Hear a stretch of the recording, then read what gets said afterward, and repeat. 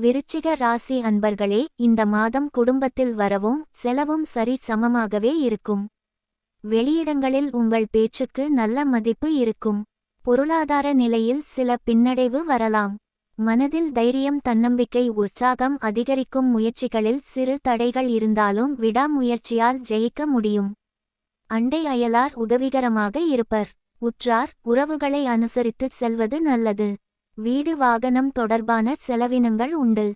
நண்பர்களால் ஆதாயம் உண்டு. சுப செலவுகள் அதிகரிக்கும். பிரச்சனைகள் பல வந்தாலும் மனத்துணிவுடன் சமாளிக்க முடியும். உடல் நலனிலும் கவனமாக இருத்தல் அவசியம். அதிக அலைச்சலும் உடல் உழைப்பும் சோர்வை ஏற்படுத்தும்.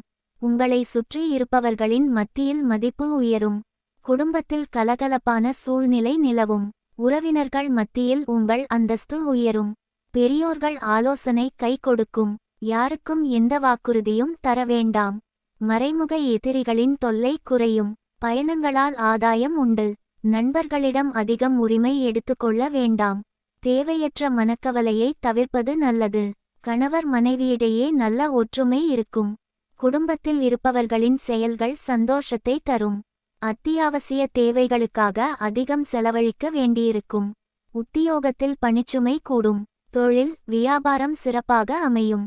சந்திராஷ்டமம் 26, 27, 28 கவனமாக இருக்க வேண்டிய நாட்கள்.